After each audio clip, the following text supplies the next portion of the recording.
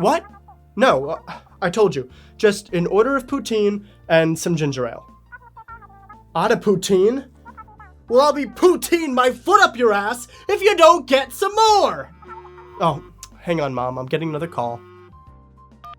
Moshi Moshi? You need to leave town, now. They know your address and they're on their way. Who? The police! They're coming for us.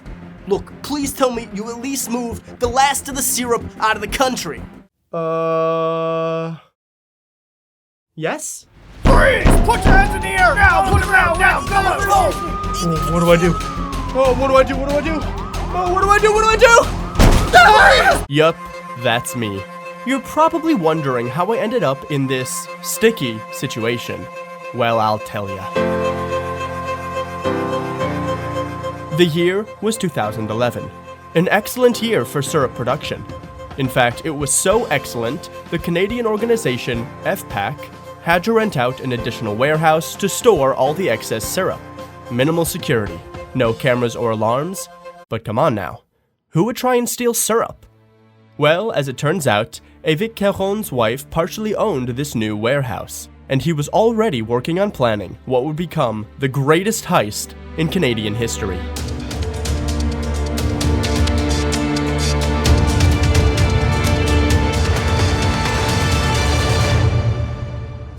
Syrup, one of the 5 major food groups, but not just any syrup, genuine Canadian maple syrup. How does it compare? On my left, you've got Escuminac Canadian maple syrup, the finest maple syrup I was able to find.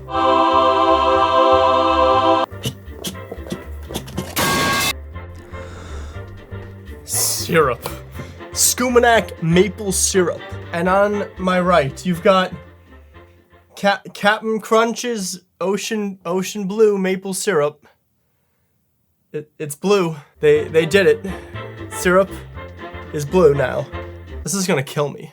Oh, first, we need some glasses. Whoa, look at that. Let's start with the good stuff. You know, I've been wanting to try this for so long. Oh man. Escuminac pure maple syrup. And here, Ocean's Blue.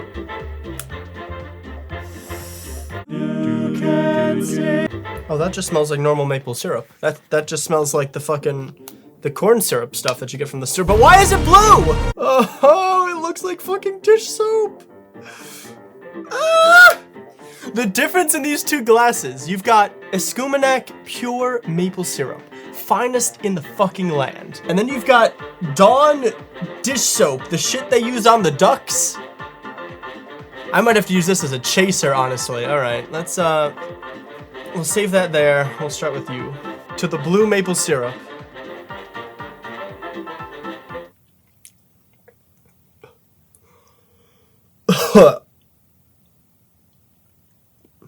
Definitely tastes. Okay, I've had enough of that one. And now, Escuminac pure Canadian maple syrup.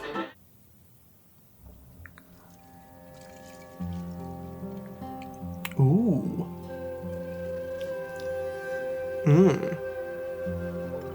Oh wow. That goes down nice. Like trees. Like you walk into a forest, you smell the air of the forest. That's what it tastes like. Like fresh pine trees or whatever. It's pretty fucking good. I don't have anything else for this bit. Is that the bit? Is that the video? Syrup! Canadian syrup is valued at roughly $1,300 American per barrel, and 72% of the world's supply is controlled by just one Canadian group, FPAQ. FPAQ. That stands for Fédération de Producteurs Céréales du Québec.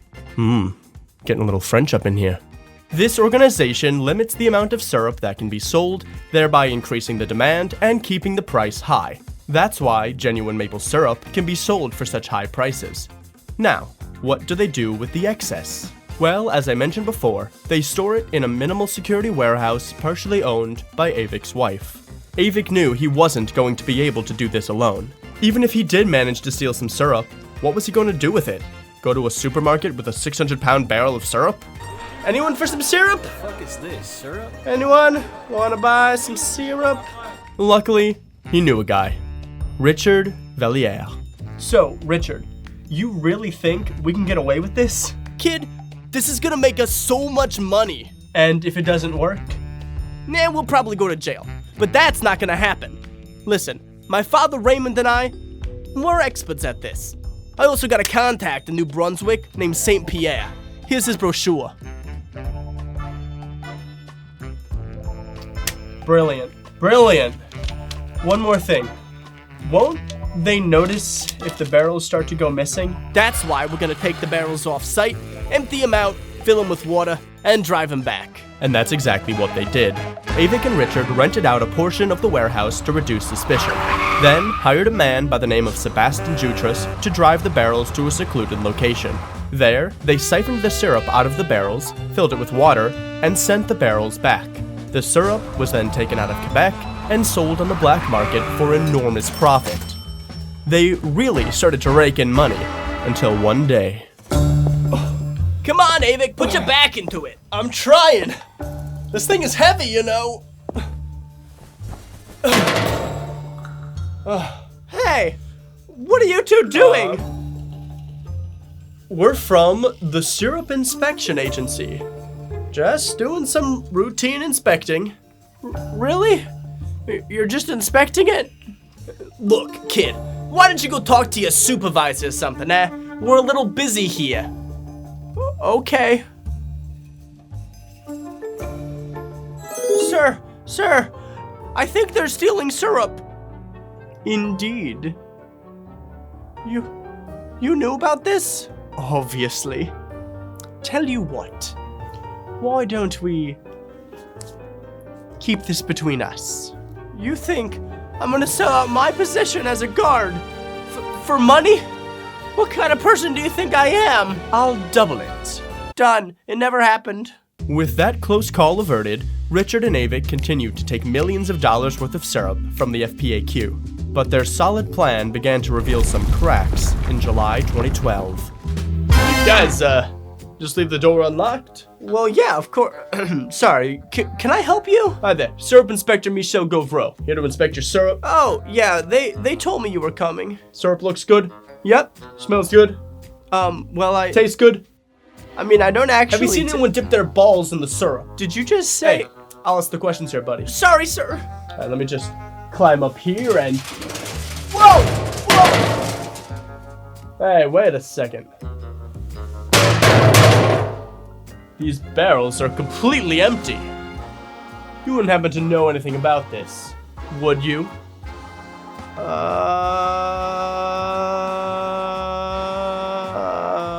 Come on, Gary, think!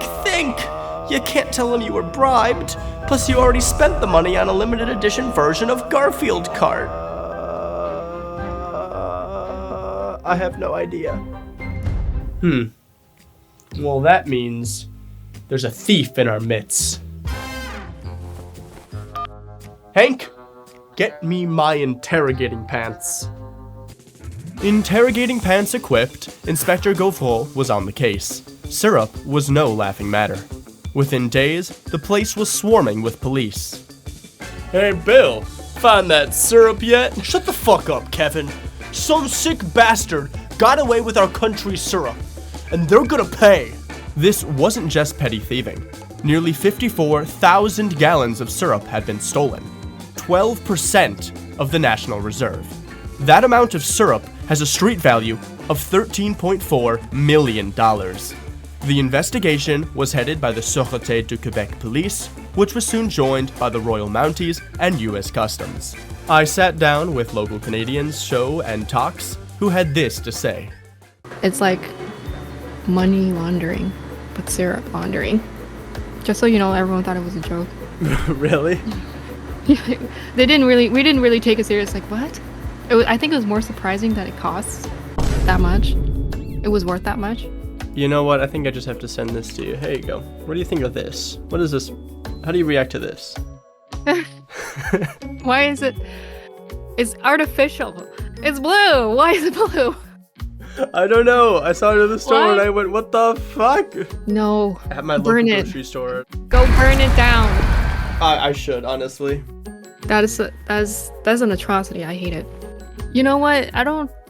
You know what? If you talk about that with Tox, I'm curious to know if he's at all offended. He's more Canadian than I am. That's a disgrace to maple syrup everywhere, and I hope it's banned off the shelves. And they put Captain Crunch on the front of it. He makes cereal, and it's garbage cereal too. Name me kids actually eat that shit. No one actually likes that. Ugh. Do people put maple syrup in their cereal? I sure fucking hope not. Basically, this whole video is about the Canadian maple syrup heist. Wasn't that in the States? No. No? Oh No. shit. That I was thought all that in was in the Canada. States somewhere. Oh. Yeah, no, I remember hearing about that from before, and I thought that was the funniest thing ever, because of all the things that they chose to steal, they chose maple fucking syrup. Like, The people were in hysterics. They demanded redemption. The police were going all out. About 300 people were questioned, and 40 search warrants were executed. There was just one question on everyone's mind. Where's the syrup? Look, I told you, I don't know. Yeah, sure. You know, we found a bunch more empty barrels, some filled with water. A sure sign of thieves who've covered their tracks. Tell me what you know. Listen, if I knew something, I'd tell you. Yeah, HQ, he isn't breaking. I'm gonna need backup. Tell me where the syrup is. We know you took it. We just don't know how. Fucking Americans. Look, bitch, unless you want Mr. Jemima to lose all his fucking fingers, I suggest you talk. I see how it is. Well then, we'll just have to crack you open and find out what's inside. Inside? An inside job, of course! Look, man, I told ya. That's where I keep my lifetime supply of ligma. What's ligma?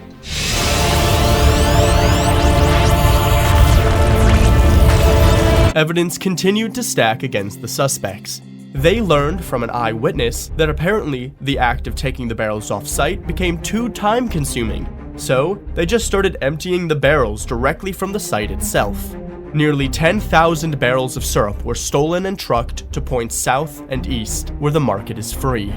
Their first lead, a man named St. Pierre in New Brunswick. You St. Pierre?